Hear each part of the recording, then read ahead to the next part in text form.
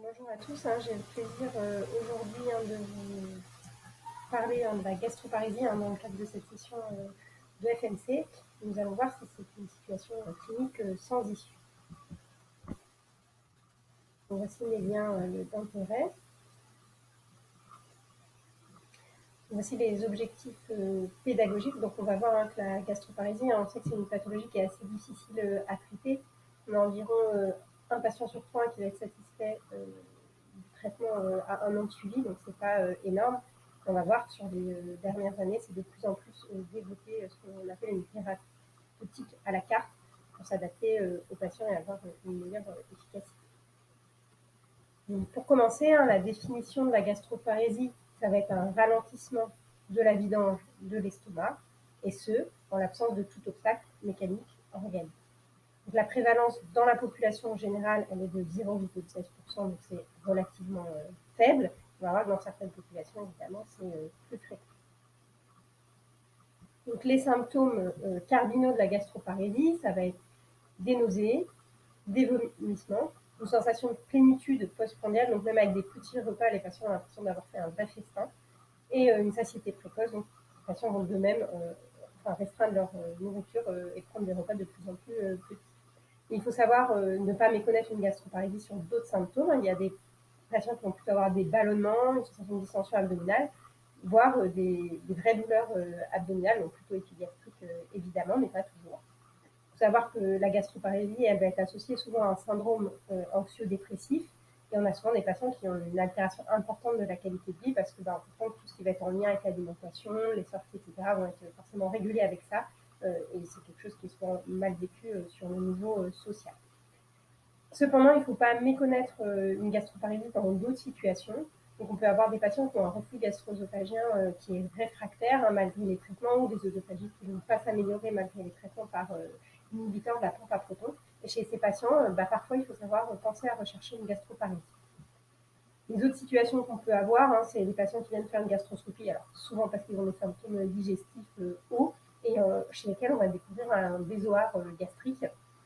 Donc ces bézoards, ils peuvent des fois nécessiter un fractionnement endoscopique ou même un traitement, alors on essaye souvent de l'eau gazeuse, de la papaïne, mais des fois on est obligé d'arriver à mettre de l'érythromycine par voie intraveineuse pour réussir à faire partir ces bézoards.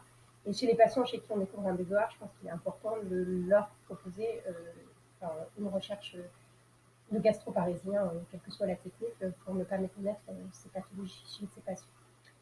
Enfin, les patients diabétiques, c'est des patients qui sont assez particuliers. Ils ne vont pas forcément avoir de symptômes digestifs. Les patients chez qui on a du mal à équilibrer le traitement, souvent une escalade avec l'insuline, le besoin de pompe à insuline et un diabète qui ne s'équilibre pas, il faut savoir penser à la gastroparésie parce que ça rend le diabète beaucoup plus difficile à équilibrer. Et c'est aussi associé chez les patients qui vont avoir des diabètes compliqués, par exemple des neuropathies. Donc chez ces patients, souvent les diabétologues pensent quand même à nous les envoyer. Donc les trois principales étiologies de la gastroparésie, c'est le diabète, les chirurgies œsogastriques qui peuvent entraîner des gastroparésies, et sinon, quand on ne trouve pas de cause, on dit que c'est idiopathique. Cependant, avant de dire que c'est idiopathique, il faut savoir éliminer une autre cause.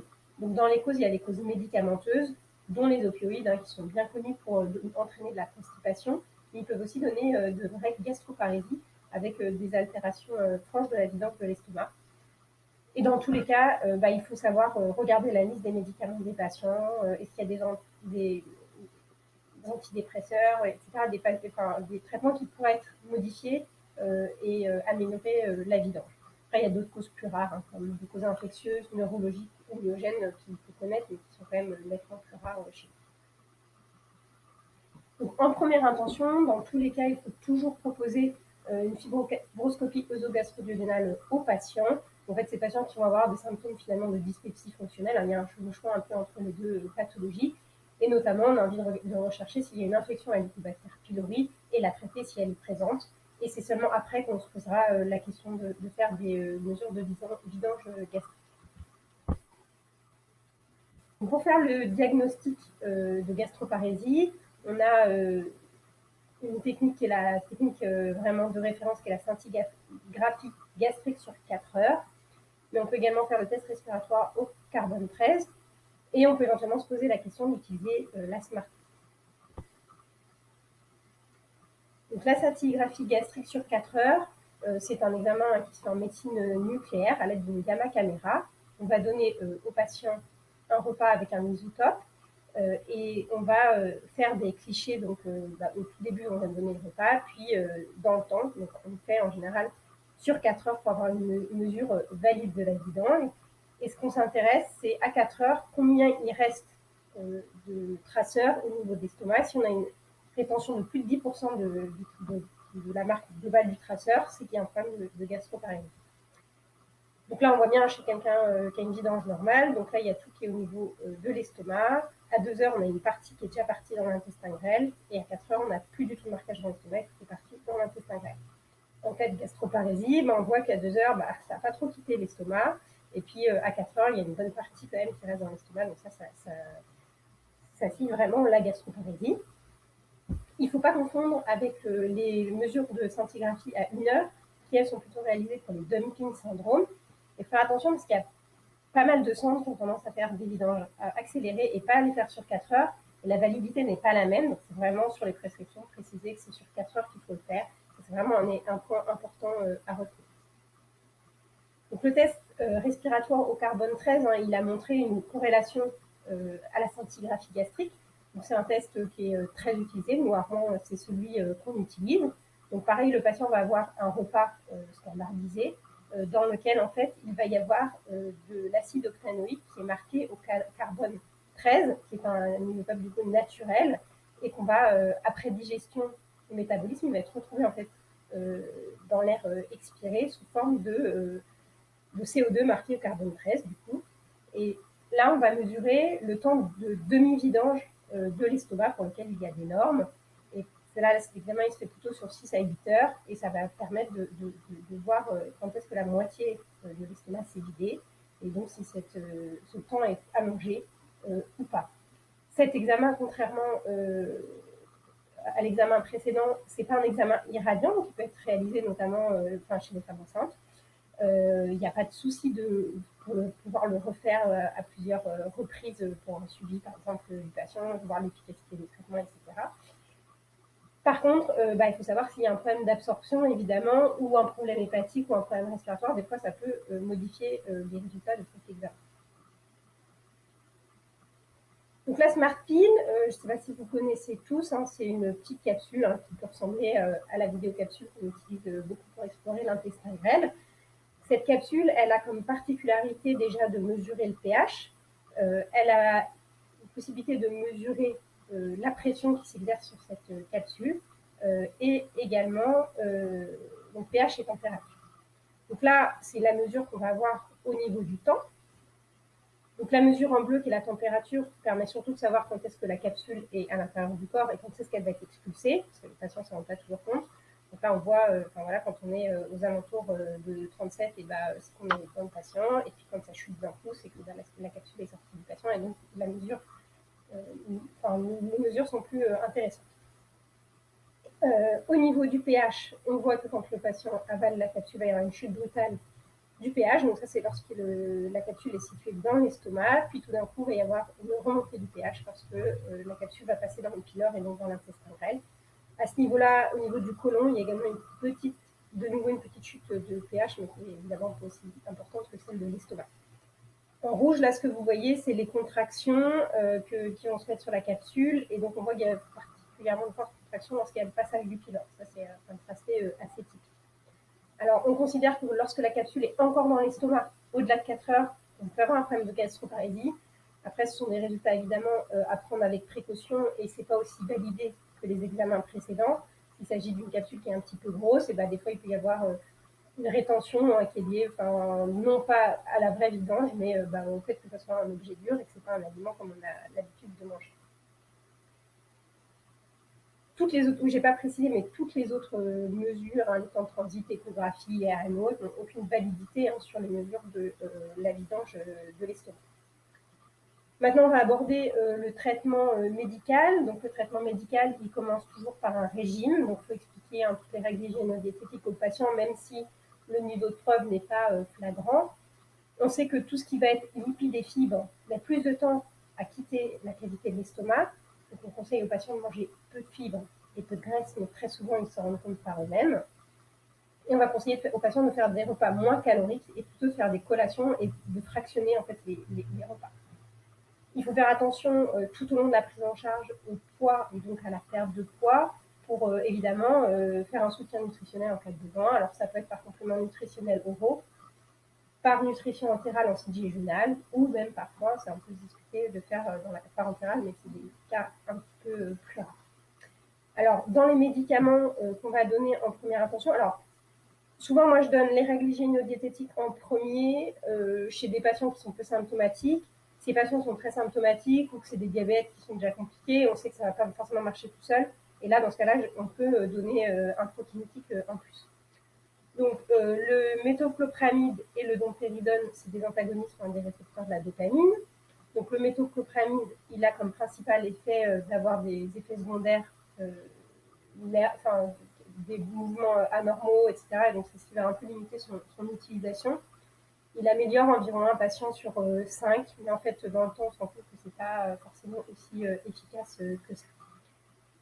Ensuite, il y a la domperidone. Donc la domperidone, il y a eu une alerte en dessus parce que ça peut allonger le QT. Donc il faut faire attention chez ces patients à proposer plutôt réalisation d'un ECG avant, bien regarder les autres médicaments et notamment ceux qui allongent le QT parce que des associations de 2 médicaments qui allongent le QT peuvent être néfastes. Donc il faut faire attention à tout ce qui est anti-arythmique, certains neuroleptiques, les diurétiques, etc. Donc ça, c'est quelque chose auquel il faut faire vraiment attention. Et c'est un peu pareil pour l'érythromycine, qui, elle, est un antibiotique. Donc, il va agir un petit peu différemment. Et cet antibiotique, il peut être donné par voie orale ou par voie intraveineuse. Cependant, on sait que la voie intraveineuse est beaucoup plus efficace. Malheureusement, sur des traitements de long cours, ce n'est pas une voie qui est possible. On peut l'utiliser en hospitalisation, etc. Mais pour le long cours, pour les patients, c'est compliqué. Donc la voie orale marche moins bien. On a les mêmes effets secondaires sur le QT long. Il faut être extrêmement vigilant à cela parce qu'on traite quand même une pathologie bénigne, donc il ne faut pas être plus néfaste que ce qu'on est. Et donc il faut bien faire attention à toutes les contre-indications qui peuvent être associées.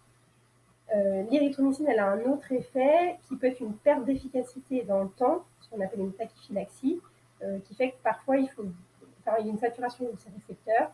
Il faut demander aux patients d'arrêter le traitement pendant quelques jours, quelques semaines sans que ça soit très codifié et de le reprendre à distance pour pouvoir réavoir une efficacité de nouveau. Donc tous ces médicaments, ils ont une efficacité qui est validée. Après, en médicament, il y a un autre médicament qui est le prucalopride. Donc le prucalopride, c'est un agoniste des récepteurs 5-HT4 qui est utilisé, vous devez le savoir, dans la constipation. Son problème en France, c'est qu'il n'est pas remboursé et il n'a pas l'AMM pour la gastroparésie. Cependant, il y a une étude de phase 2 qui a été faite sur, je crois, 35 patients environ et qui a montré une amélioration des symptômes et une amélioration de la vidange gastrique chez des patients qui avaient des ralentissements de la vidange gastrique. Donc, c'est un médicament qu'on peut se poser en question et il est quand même plutôt bien toléré par rapport aux autres. Après, pour pouvoir améliorer en fait l'efficacité des traitements, on a certains examens qui sont disponibles. Alors, cet examen, c'est un endoflip. Ça permet de mesurer la distensibilité du pylore. Donc, c'est une sonde qui va se poser au niveau du pylore avec un ballonnet qu'on va gonfler. Et en fait, on va mesurer la pression exercée par le pylore sur la surface du ballon. Cet examen, il n'est pas remboursé. Il est donc disponible surtout dans les centres de référence, mais assez peu sur toute la France. Et en fait, ce qu'on va rechercher, c'est une distensibilité du pylore qui est moins bonne, c'est-à-dire que le pylore va moins bien se distendre lorsqu'on gonfle le ballon et va avoir tendance à résister. Donc, chez des volontaires, on voit que le pylore, sous l'effet du ballon, va se laisser le ballon se dilater, alors que quand on a vraiment une altération de la distensibilité, à ce niveau-là, le pylore ne va pas du tout se relâcher. Et ça permet de cibler un peu certains traitements. Donc, dans ces traitements, on a possiblement l'injection de toxines botuliques dans le pylore, qui, si on fait des études randomisées, n'est pas efficace. Par contre, si on cible vraiment, ça c'est l'étude d'une de nos internes qui a montré que quand la distensibilité pylorique était altérée, on avait une amélioration du score symptomatique après la toxine, et également une amélioration de la vidange gastrique. Donc, c'est des mesures qui étaient faites à 3 mois après l'injection. Par contre, on sait qu'il y a une perte d'efficacité dans le temps. Donc, c'est une botulique, en général, une efficacité qui se maintient 4 à 6 mois, mais pas au-delà. Par contre, lorsque la distensibilité pylorique est normale, aucune efficacité sur les symptômes et pas de modification de la vidange gastrique. Un autre moyen d'agir au niveau du pylore, c'est la pyloromyotomie par voie endoscopique, technique qui a été développée notamment par l'équipe de Marseille. Donc on fait en fait un petit tunnel au niveau de l'antre. On va faire ce tunnel pour aller jusqu'au pylore. Et là, on va faire une section du pylore, puis on va retirer l'endoscope et fermer avec des clips. Alors comme ça paraît simple, mais évidemment, tout le monde ne sait pas faire cette technique. Ça a été essayé dans les patients qui avaient une gastroparésie réfractaire au traitement médicamenteux. Il y a une efficacité de 70% à 6 mois. Il y a quand même des facteurs prédictifs d'échec qui vont être le diabète et le sexe féminin. Mais ce qu'on peut aussi faire aujourd'hui, c'est améliorer les patients qu'on va emmener vers cette technique en leur proposant une pyloromyotomie plutôt quand ils ont du coup un problème de distensibilité du pylore, parce que le problème vient en partie du pylore et du coup ça va améliorer les choses que de relâcher ce muscle. Donc ça, c'est une étude de Jérémy Jacques qui a montré que avec un index de distensibilité qui était inférieur à 9,2, c'est le cutoff qu'ils ont décidé, et ben, il y avait une amélioration plus importante chez ces patients que chez les autres, avec une amélioration également de la vidange gastrique. Et alors, dans tout ça, est-ce qu'il reste une place pour les traitements chirurgicaux? Alors, dans les traitements chirurgicaux, il y a la stimulation électrique gastrique, qui a été étudiée à l'aide d'une étude importante par le professeur Ducoté. Ça consiste en fait à poser 2 électrodes au niveau de l'antre, et on va avoir un petit boîtier qui va se mettre dans la paroi abdominale, on sent en sous-cutané. Et le boîtier, en fait, il va délivrer à une fréquence, décidée et une intensité voulue des stimulations électriques. Et en fait, c'est une technique qui va être efficace sur les vomissements principalement. Le problème de cette technique, c'est qu'elle n'est pas remboursée. Ça coûte à peu près 10 000 € de faire implanter un patient. Cependant, l'étude de scientifique qui a été réalisée montre bien une efficacité, un rapport coût-efficacité intéressant, parce qu'en fait, c'est des patients qui consultent beaucoup, qui sont hospitalisés, et le fait d'améliorer les symptômes, ça va diminuer le reste des coûts liés aux hospitalisations, liés au passage en consultation, etc. Donc voilà, mais ça reste peu de patients. Nous, à Rouen, on doit en faire une dizaine par an, ça reste quand même vraiment des patients hyper sélectionnés. Donc, du coup, dans cette étude, il y avait 172 patients qui avaient des vomissements réfractaires, avec altération ou non de la vidange de l'estomac. Ils avaient été donc sélectionnés, on les revoyait à 4 mois pour être sûr que les symptômes persistaient longtemps. Ils étaient ensuite implantés par ce stimulateur. Pendant 1 mois, on attendait que tout cicatrise et qu'ils s'habituent au boîtier. Puis après, ils étaient randomisés soit en période on, soit en période off, en crossover. Et on montrait que pendant la période on, il y avait 30% d'amélioration des vomissements en comparaison à 16% en période off. Donc il y a quand même une efficacité qui est ce qu'elle est, hein, c'est pas du 100%, mais ça permet quand même d'améliorer ces patients. Et par contre, il n'y a pas d'efficacité sur la vidange de l'estomac. Donc après, je vous propose un petit algorithme thérapeutique. Donc en premier lieu, ce qu'on a dit, règle hygiéno-diététique plus ou moins associée aux prokinétiques. Toujours une prise en charge nutritionnelle adaptée chez ces patients, hein, selon les besoins nutritionnels, évidemment, qui seront évidemment évalués en consultation. Si les patients sont opioïdes, qu'on ne peut pas les arrêter, on peut se poser la question de leur mettre du naloxégol. Chez les patients diabétiques, je ne vous en ai pas parlé, mais il y a des études actuellement en cours en France sur la rélamoréline, qui est une molécule qui peut agir chez ces patients. En cas de diminution de la distensibilité du pylore, on a vu qu'on pouvait faire des injections de toxines ou des GPOM. Nous, souvent, on propose une injection de toxine, et si ça marche, et sur les symptômes et sur la vidange, là, on propose le GPOM derrière. En cas d'augmentation de la vidange et sans autre possibilité thérapeutique, on peut se poser la question du nitrocalopride. Et en cas de vomissement, vraiment qui persiste, etc., peut se poser la question de faire une stimulation électrique gastrique.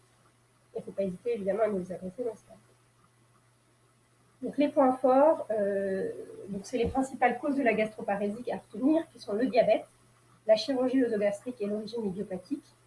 Les symptômes, cardinaux vraiment de la gastroparésie sont les nausées, les vomissements, la plénitude postprandiale et la satiété précoce. Mais il faut également savoir y penser devant des douleurs abdominales ou un ballonnement. Et il faut savoir que la gastroparésie est une pathologie difficile à traiter, avec seulement un tiers des patients qui vont être améliorés à 1 an, avec un fort impact sur leur qualité de vie et sur leur statut nutritionnel contre les maladies sont graves. Il y a 3 méthodes validées pour faire le diagnostic. La scintigraphie gastrique sur 4 heures, le test respiratoire au carbone 13 et, dans certains cas, la SMART-P, même si ce n'est pas l'examen le plus facile et le plus accessible. Et en France, seule la scintigraphie gastrique est remboursée et accessible un petit peu partout sur le territoire. Et voilà. Après, l'évaluation de la vidange gastrique peut permettre d'orienter les traitements. On a de nouveaux traitements pharmacologiques en endoscopie qui sont disponibles. On espère une amélioration pour les patients à terme. Voilà, je vous remercie et j'espère que vous avez appris plein de choses sur la gastroparésie.